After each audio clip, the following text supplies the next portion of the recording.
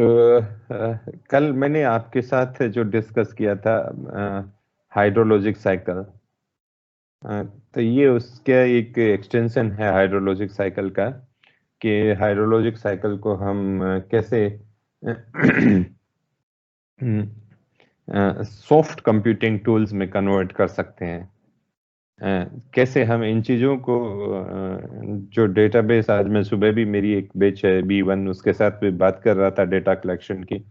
तो huge data gather करते हैं रेन गेजेस से ट्रांसपिरेशन को मेजर करने के लिए। टेम्परेचर का रिकॉर्डिंग होता है, रिलेटिव ह्यूमिडिटी का होता है, सोलर रेडिएशन का होता है कि सोलर रेडिएशन कितना है, मॉर्निंग, इवनिंग, नून, और ये सारे कैसे इम्पैक्ट करते हैं। रेनफॉल को रेनफॉल कैसे रन ऑफ में कन्वर्ट करता है, ये हम जब मैन्युअली करते हैं, जब हम मतलब सारा कैलकुलेशन गैदर करके पहले करते थे, आजकल तो करते भी नहीं है, सारा कुछ संभव भी नहीं है। पुराने जमाने में स्लो प्रोसेस था और प्रोसेस वैसा ही था तो होता था, और टाइम कंज्यूमिंग होते थे प्रोजेक्ट्स। अभी प्रोजेक्ट्स इतने टाइम कंज्यूमिंग नहीं होते हैं, और सारा सॉफ्ट कंप्यूटिंग टूल्स पे चलता है। आर्टिफिशियल इंटेलिजेंस पे चीज़ें काम करती हैं। और इसमें जो स्पेसिफिकली मैं आपको बोलूँ तो डेटा साइंसेस जो बात बोलें, तो ये एक बहुत बड़ा इसमें हाइड्रोलॉजी में एक रोल प्ले करता है कि हम कैसे जो डेटा गैदर करने का है। जब आप रेन गेज पढ़ रहे हो तो रेन गेज कितने कंट्री में, thousands lakhs of rain gauges आते हैं। आपको एक एरिया कैचमेंट की भी आपको यदि एनालिसिस करनी हो डेटा का, तो कम से कम आपको 50-60 रेन गेज या 100 से ज़्यादा रेन गेज को प्रोसेस करना पड़ता है, और डिफरेंट पैरामीटर्स पे आपको प्रोसेस करना पड़ता है।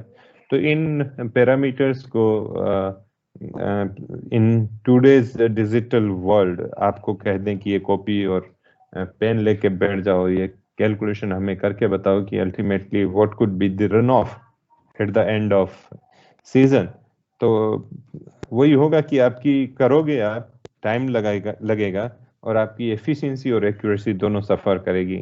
तो उसके मुकाबले में सॉफ्ट कंप्यूटिंग टूल्स जो है वो यूज किए जाते हैं। इनमें आपका बेसिक मैं आपको बोलूं क्या है, जो डेटा प्रोसेसिंग है और आर्टिफिशियल इंटेलिजेंस वर्क करती है, कि कैसे चीज़ों को जो ये टूल है, सॉफ्ट कंप्यूटिंग टूल है, वो अपने आप ही डिसीजन मेकिंग करती है। आर्टिफिशियल इंटेलिजेंस बेसिकली क्या करता है कि डिसीजन मेकिंग एक एल्गोरिदम्स होते हैं जो किसी भी मोड पे आके, कि यहाँ पे आके इसको मैं इंटरसेप्शन कंसीडर करूं या ना करूं, इस पानी को मैं इवेपोरेट करूं या ना करूं। ये जो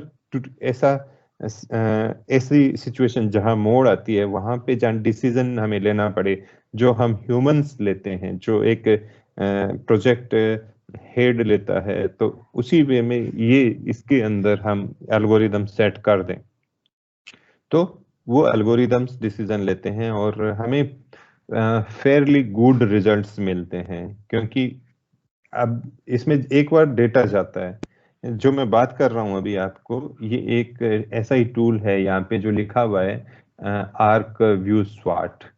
तो इसमें सोइल वाटर असेसमेंट टूल, स्वाट का मतलब है soil and water assessment tool, soil को और वाटर को ये असेस करता है, ऐसा टूल है। बेसिकली हमें रन ऑफ प्रोवाइड करता है एक पॉइंट पे, जहां हम इंटरेस्टेड हैं कि डैम बनाना है हमें, या हमें एक वियर क्रिएट करना है, या हमें कोई एक डिस्ट्रीब्यूशन सिस्टम के लिए वहां से डाइवर्ट करना है पानी, या कुछ रेगुलेटिंग स्कीम वहां क्रिएट करनी है, तो उस पॉइंट पे कितना पानी आएगा।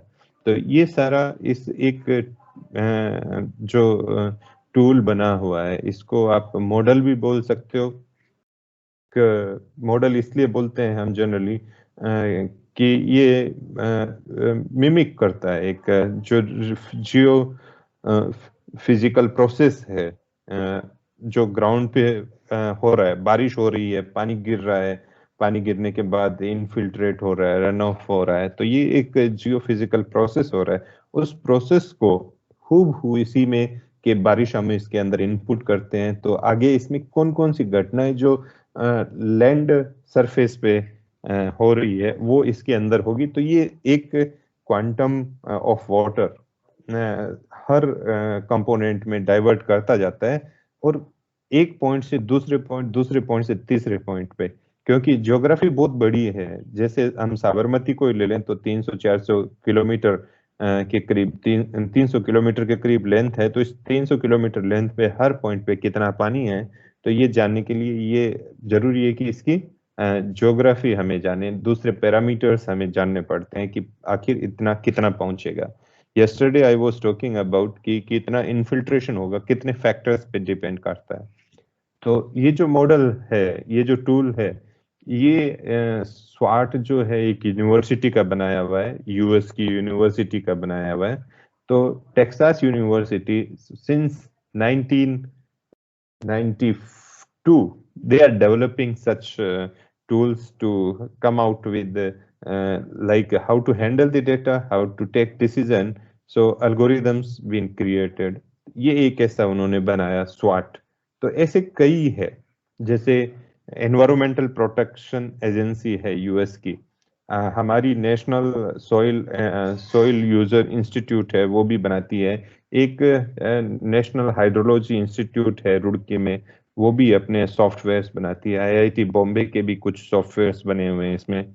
तो ये लोग ऐसे सॉफ्टवेयर बोल दो, आप इसको एक टूल बोल दो या कुछ भी बोल दो, तो they supply us complete created framework. उसमें हमें केवल इनपुट डालना पड़ता है and then we process the inputs and ultimately we get the output. Output हमारे केस में क्या है, we are interested in majorly run of.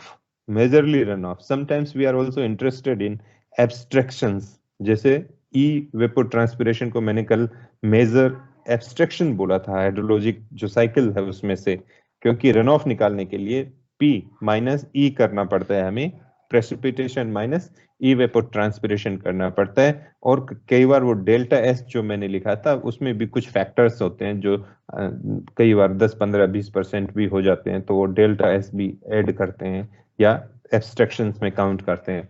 तो वो प्रोसेस हर जो जहाँ पे हम अपना प्रोजेक्ट कर रहे हैं, जहाँ पे हमें क्रिएट करने हैं स्ट्रक्चर, तो हर एक वाटरशेड अलग होता है। वाटरशेड मैंने कल समझाया आपको, कैचमेंट या वाटरशेड की एरिया होता है ये जहां पानी गिरता है और वो एक कॉमन पॉइंट की तरफ बहता है या कॉमन चैनल की तरफ बहता है।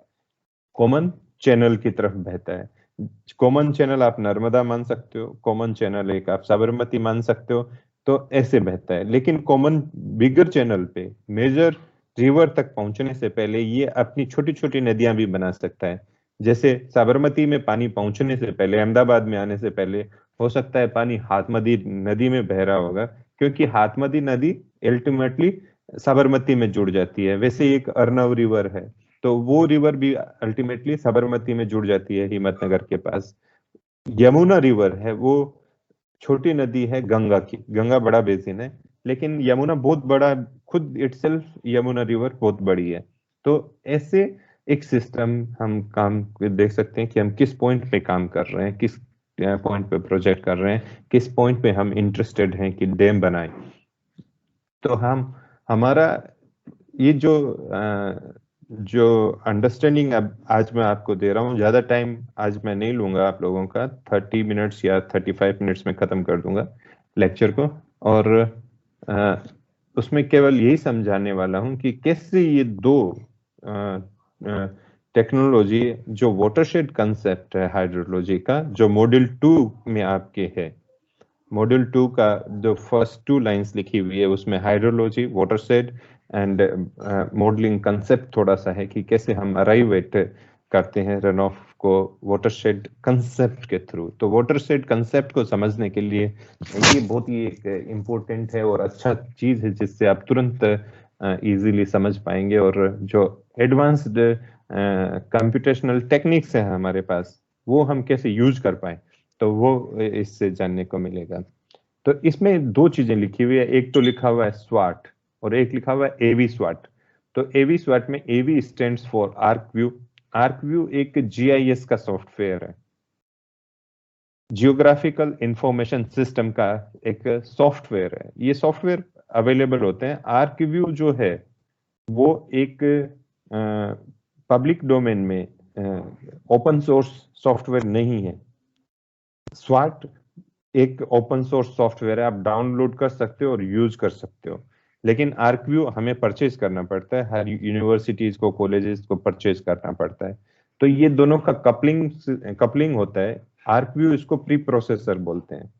आर्कव्यू को प्री प्रोसेसर बोलते हैं, जिसमें हम डेटा जो हम कलेक्ट कर रहे हैं, हमारे हाइड्रोलॉजिक साइकिल जहाँ पे हम जहाँ वाटर बजटिंग या वाटर बैलेंसिंग कर रहे हैं, वहाँ उस एरिया की पूरी जो ज्योग्राफिक है या हाइड्रोलॉजी है उसको प्री प्रोसेस करके स्वाट के अंदर इनपुट देता है, और स्वाट प्रोसेस करता है डेटा को, जो हम साइकोलॉजिकल हाइड्रोलॉजिक साइकिल के कंपोनेंट्स हैं, उनकी जो इक्वेशंस हैं, इवेपोट्रांसपिरेशन की, इनफिल्ट्रेशन की, देन रन ऑफ की, देन सेडिमेंट की, इरोजन जो होता है उसकी, ये सारे के सारे उस रेन उस इनपुट से प्रोसेस करते हैं और स्वाट आउटपुट देता है, और स्वाट को आउटपुट को हम वापस चाहें तो आर्क जीआईएस में ही प्रोसेस कर सकते हैं। तो ये एक थोड़ा एक्सप्लेनेशन हुआ एवी स्वाट का। क्या है स्वाट, हमने अंडरस्टैंड किया इसमें दो चीजें कि ये एक टूल्स हैं जो हमारा जो डेटा कैप्चर कर रहे हैं हम हाइड्रोलॉजिक साइकिल का, उनको प्रोसेस करने का एक तरीका है, ये एक सॉफ्ट कंप्यूटिंग टूल है ये। तो ये चीज हम कर रहे हैं। इस स्लाइड में यदि आपको कुछ एक चीजें नहीं समझ में आ रही है तो कोई बात नहीं, जहाँ हमें समझने की मेजर चीज ये है कि ये कैसे प्रोसेस करता है। मैं आपको इसको और कंफर्टेबल कर दूंगा थोड़ा आगे 2 स्लाइड 3 स्लाइड में। तो आर्कव्यू जो जीआईएस का सॉफ्टवेयर है, ये आपने 4th सेमेस्टर में जो सर्वेइंग पढ़ा था, उसमें आपने एडवांस सर्वेइंग टूल्स पढ़ा होगा, उसमें रिमोट सेंसिंग और जीआईएस पढ़ा था। तो उसका एप्लीकेशन एक आप देख सकते हो कि कहाँ एप्लीकेशन सिविल इंजीनियरिंग में हमारा हो रहा है इसमें। तो ये एक pre processing and post processing, जितना डेटा है एक प्रोसेसिंग कर रहे हैं हम अंदर डालने के लिए टूल में, और एक पोस्ट प्रोसेसिंग कर रहे हैं, और जो टूल है स्वाट जो मॉडल है वो खुद इसको डेटा को प्रोसेसिंग करेंगे। तो ये एक कंप्लीट सीरीज आपको समझने में सही रहेगा। जो नेक्स्ट स्लाइड अभी आप देख रहे हैं, ये स्वाट का हाइड्रोलॉजिक साइकिल रिप्रेजेंट कर रहा है। जिस स्वाट के अंदर इक्वेशंस हैं वो क्या क्या करती है, कैसे वाटर बैलेंसिंग कर रही है, वो इसमें पूरा कंप्लीट एक प्रोसेस दिखाया हुआ है, और नीचे एक इक्वेशन लिखी हुई है। तो स्वाट का हमने हाइड्रोलॉजिक साइकिल है, that is more or less it is like what we have studied yesterday. तो कुछ एक जो टूल्स होते हैं वो जो नीचे के पोर्शन को नहीं प्रोसेस करते, कुछ एक टूल हैं जो सरफेस वाटर को प्रोसेस नहीं करते, जो मेन डेटा प्रोसेसिंग होता है। लेकिन स्वाट में क्या क्या हो रहा है ये आप इस पिक्टोरियल रिप्रेजेंटेशन से समझ सकते हैं कि when we input the data then what happens and what are the processes which are being done inside the tool. So those things are here in this picture mentioned.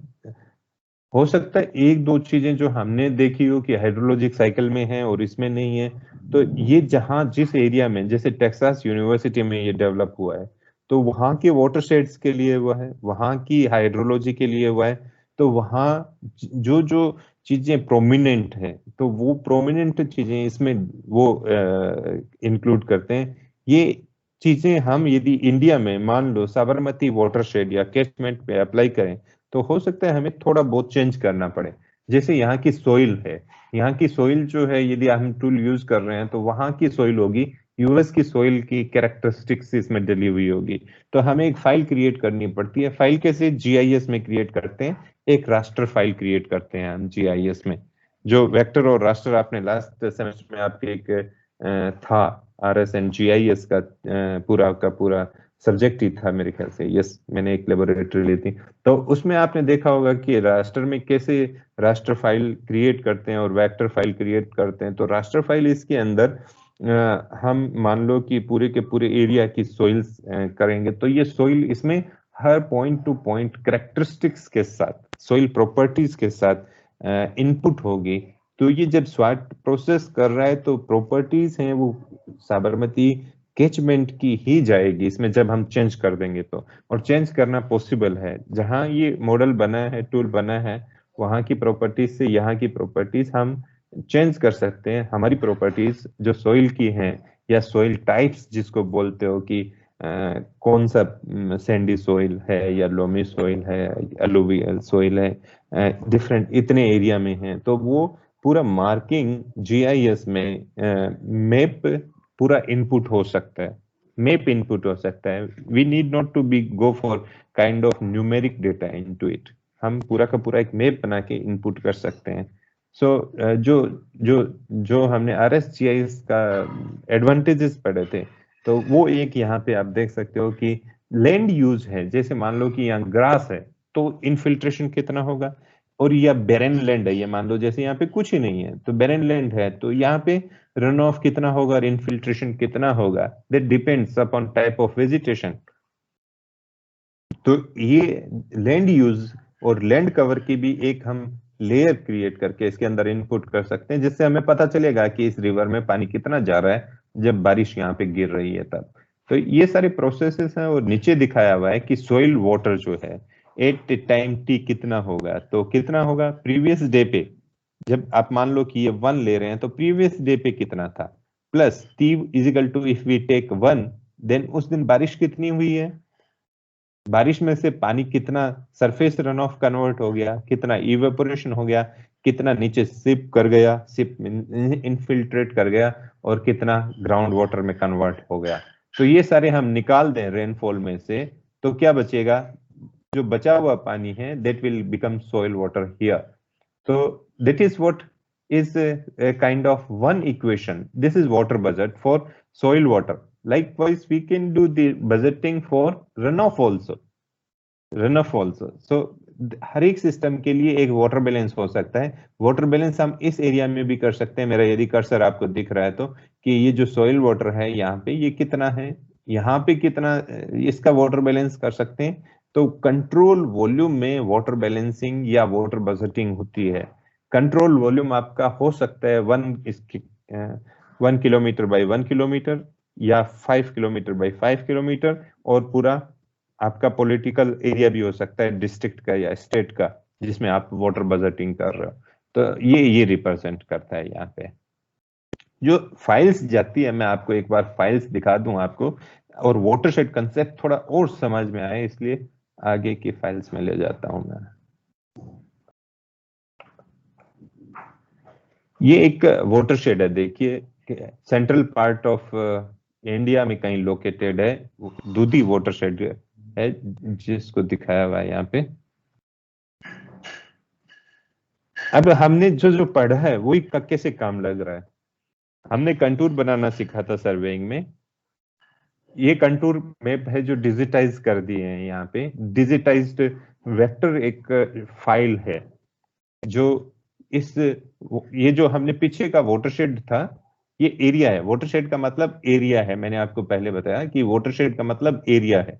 तो ये area एक river का portion लिया हुआ है, सब catchment, पूरा watershed नहीं है। दूधी रिवर है, वो नर्मदा की एक ट्रिब्यूटरी है, तो केवल उसी का लिया हुआ एरिया। तो ये करीब 500 हेक्टर का एरिया है, छोटी सी एक रिवर है दूधी रिवर, ज्यादा बड़ी नहीं है, इसलिए इसका एरिया भी छोटा है। आप बड़ा रिवर लोगे तो इसका कैचमेंट थोड़ा सा कॉम्प्लिकेटेड हो जाता है, तो ये समझने में थोड़ा इजी रहेगा आपको समझ कि कैसे हैं। तो ये कंटूर के लेवल्स हैं। ये कंटूर एक जीआईएस में, आर्क जीआईएस में बनाई हुई एक फाइल है, जिसमें हम कंटूर दिखा रहे हैं 9595 से लेके 710 तक, इतने से एरिया में है। और यहाँ पे देख सकते हो आपकी स्लोप भी काफी है, तो ये स्लोप भी इसी से निकल आएगा अपने आप। जो प्री प्रोसेसिंग होगा डेटा जीआईएस में, तो स्लोप निकल आएगा, एस्पेक्ट निकल आएगा। ये फायदे हमने देखा था कि ये automatically it deduces, GIS can compute all these factors. तो ये कंटूर फाइल बनाई हमने।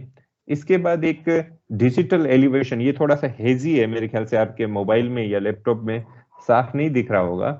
ये एक डिजिटल एलिवेशन मॉडल की फाइल है, उसी एरिया की है कि उन हम कंटूर्स को यदि एक सरफेस में कन्वर्ट कर दें, डिजिटल एलिवेशन मॉडल का मतलब हुआ कि यदि उन्हीं कंटूर्स को हम एक सरफेस में कन्वर्ट कर दें, इंटरपोलेशन जो मेथड होता है हमारा उसके थ्रू, क्योंकि हर पॉइंट पे कितना कितना एलिवेशन होगा, तो ये एक सरफेस कन्वर्ट हो गया।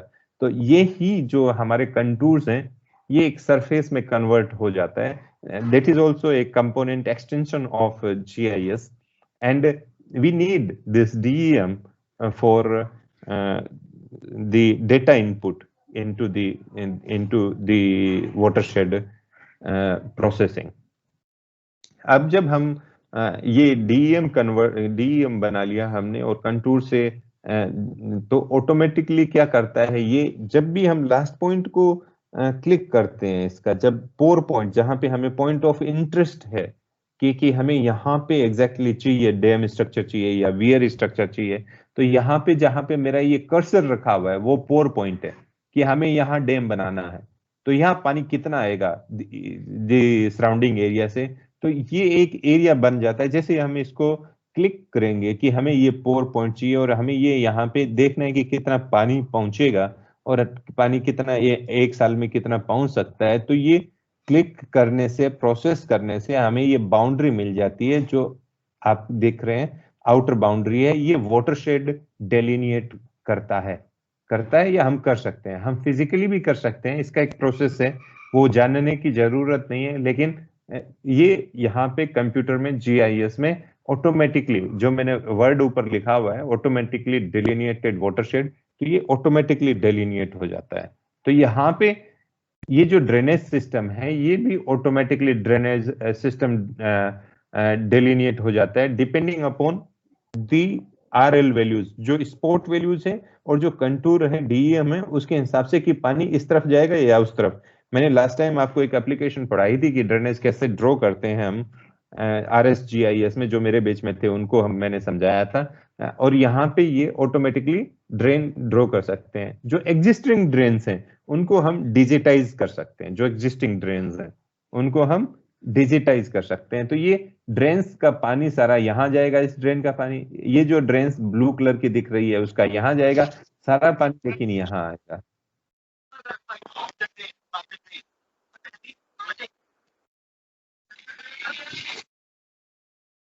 ओम, am I audible?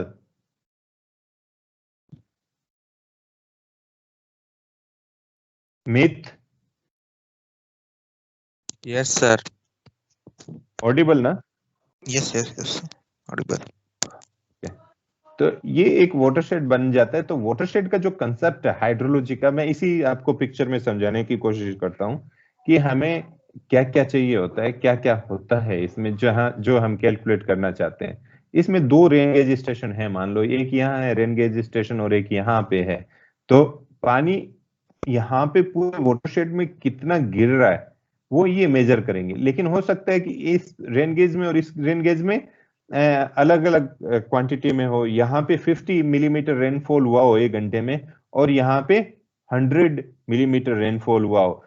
तो हम इसका एक मेथड से कैलकुलेट करते हैं कि कितने एरिया में 50 mm हुआ होगा और कितने एरिया में 100 mm हुआ होगा। तो एक पॉलीगन मेथड है, थिसन पॉलीगन मेथड, वो अप्लाई करते हैं जो इसमें स्वाट में ऑटोमेटिकली करता है और ज्यादातर सॉफ्टवेयर्स में भी ये इनबिल्ट होता है, तो वो मेजर करते हैं। लेकिन हकीकत में क्या होता है, मैं आपको थोड़ा सा वो भी उससे भी कर दूं कि यहाँ पे पानी बारिश हो रही है, हो सकता है कि यहाँ पे बिल्कुल भी बारिश नहीं हो रही हो। तो दो ही हमारे पास रेन गेज हैं और ये मान लो कि ये जो लेंथ है यहाँ से यहाँ तक 100 किलोमीटर है।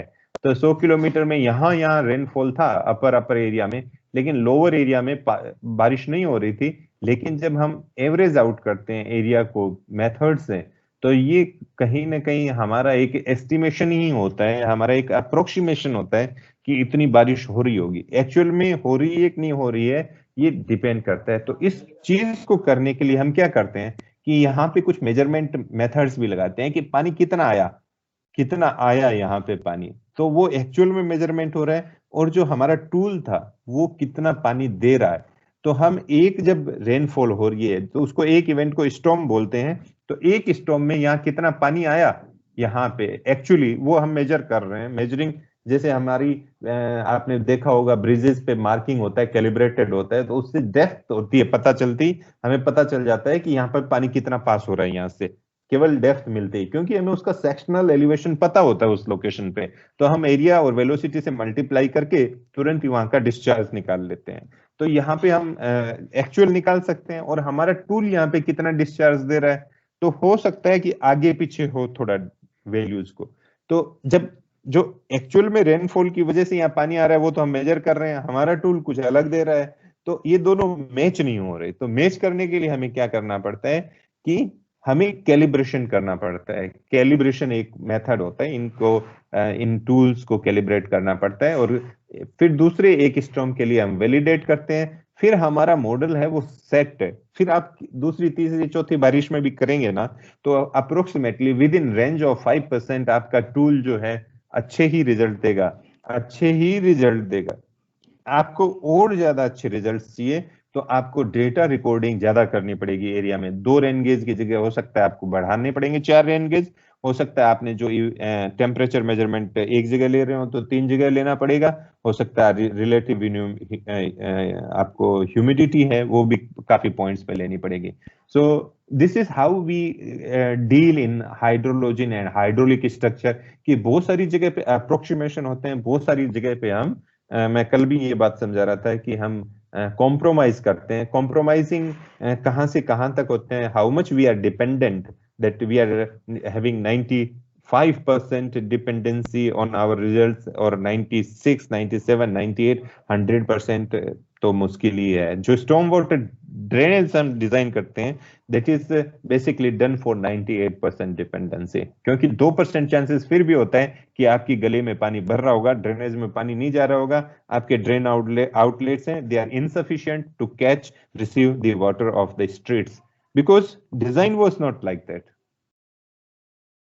ये मैंने थोड़ा सा समझाया था आपको कि कैसे हाइड्रोलॉजी को अफेक्ट करता है, हमारे हाइड्रोलॉजिक साइकिल को अफेक्ट करता है, जो वहां की लैंड यूज या लैंड कवर है। तो यहाँ पे ये लैंड यूज लैंड कवर इस एरिया में, इस वाटरशेड में क्या क्या है उसकी एक हमने ArcGIS में फाइल बनाई हुई है। फिर एक हमने नेक्स्ट सोइल वहां पे कैसी कैसी है वो एक फाइल बनाई है। फिर हमने आउटपुट्स लिए, जो मैं अभी आपको कैलिब्रेशन और वैलिडेशन की बात कर रहा था, तो कैसे एक्चुअल जो हम मेजर कर रहे हैं और जो कितना हमारा टूल दे रहा है उसमें कितने डिफरेंसेस है। तो इसमें मैं आपको इसमें थोड़ा सा ड्राउट और फ्लडिंग की सिचुएशन को भी समझाता हूं कि क्या है। ये हाइड्रोग्राफ है जो हम पढ़ने वाले हैं, काफी डिटेल में पढ़ेंगे। यूनिट हाइड्रोग्राफ, ये हाइड्रोग्राफ बना हुआ है, यहाँ पे टाइम है, जो एक्स एक्सिस है वहां पे टाइम है, और जो वाई एक्सिस है उसमें हमने डिस्चार्ज लिया हुआ है, फ्लो डेप्थ लिया हुआ है। तो इसमें ये जो मिल रहा है, जो सॉलिड लाइन है वो है एक्चुअल, और जो डॉटेड लाइन है वो टूल जो आउटपुट देता है हमें कि कितनी डेप्थ है फ्लो की, या डिस्चार्ज आप मान सकते हो कि क्यूमेक में कितना है तो वो कितना है। तो इस फ्लो को हम ऐसे यहाँ पे जो कैलिब्रेट या वैलिडेट कर रहे हैं, वो देखिए ये पीक जो है यहाँ पीक से मैच नहीं हो रहा। एक्चुअल में इतना बड़ा पीक आया था उस पॉइंट पे, लेकिन हमारा टूल तो इतना ही दे रहा है। तो ये फ्लडिंग सिचुएशन है।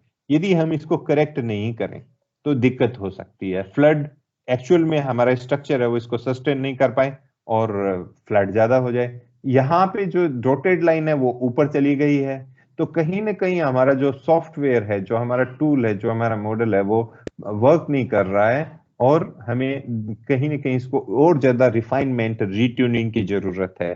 तो मेरे ख्याल से आपको ये समझ में आया होगा यहाँ पे कि क्या हाइड्रोलॉजी को कैसे हैंडल करें हम, कि हमें जो एक्चुअल अमाउंट ऑफ रेनफॉल, मान लो कि आज से 50 साल बाद या 30 साल के बाद 2050 तक सरदार सरोवर हमारा यहाँ पे ऐसा ही बना रहे, तो हमें सरदार सरोवर के पॉइंट पे जहां पे डैम बना है वहां पे कितना पानी आ सकता है उसका अनुमान नहीं लगाया हो यदि सही से, तो हो सकता है कि हमारे स्ट्रक्चर्स उतने जो इंटेंडेड परफॉर्मेंस है वो परफॉर्मेंस नहीं दे पाए, या कुछ उनमें फ्लोज क्रिएट हो जाएं, क्रैक्स क्रिएट हो जाएं, या हो सकता है यूजलेस भी हो जाएं।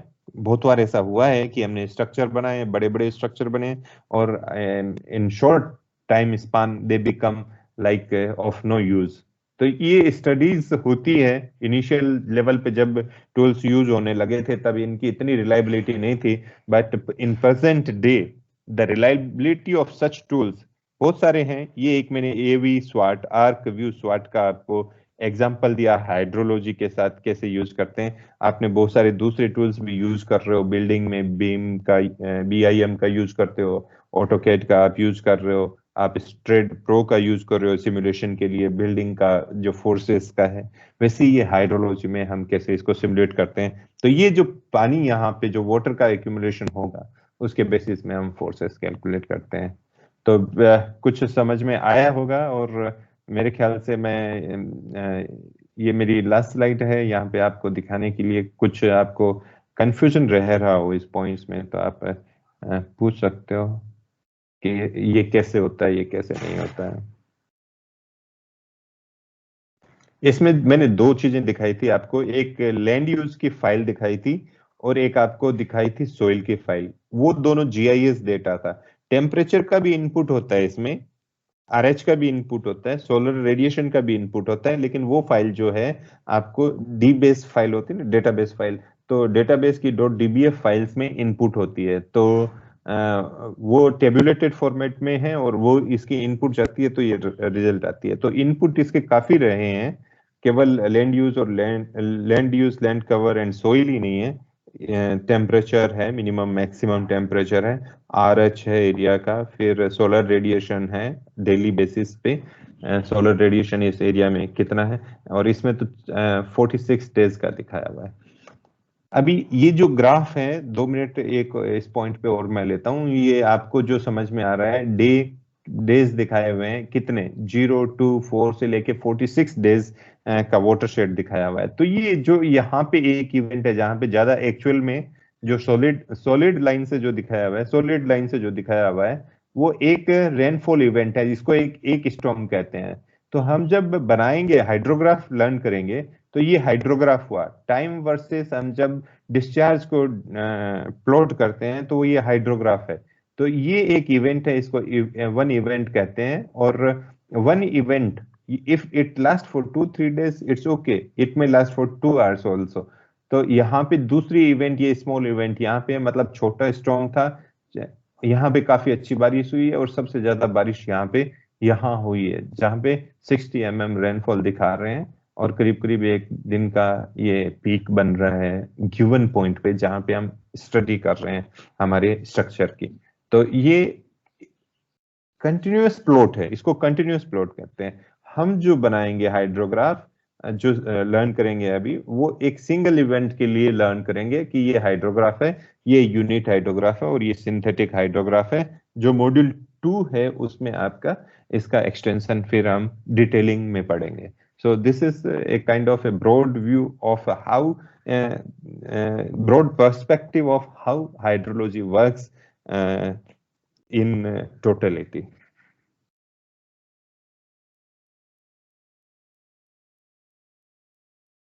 Rushit,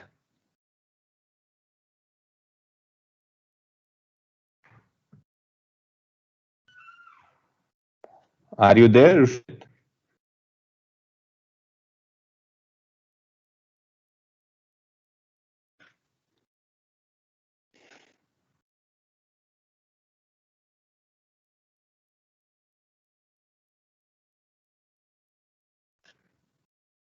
कुछ और कंफ्यूजन या कुछ लर्निंग आपको करनी है, पूछना है आपसे तो पूछ सकते हो, क्योंकि बाद में तो ये याद नहीं रहती, चीजें चली जाती है दिमाग में, थोड़ा थोड़ा रहता है। तो आपको जानकारी चाहिए तो रहिए, मैं नहीं तो कंक्लूड करूंगा मेरे लेक्चर को। किसी को भी कुछ पूछना हो तो I give you 15 seconds, I am waiting for question, any doubt कि कैसे GIS वर्क करता है या कैसे ये मॉडर्न मॉडल या टूल्स यूज करते हैं, या कंफ्यूजन कुछ डेटा का हो या आउटपुट का हो, या हाइड्रोलिक स्ट्रक्चर कैसे इनके हेल्प मिलती है इनसे, ऐसा कुछ कंफ्यूजन है दिमाग में तो। If not there then I wish you a very good last evening of 2020, and also wishing that 2021 be a very good and nice year for you, and looking forward to see you all onto campus. Thank you. You could leave now. I have taken your attendance. Thank you, sir. Thank you very much.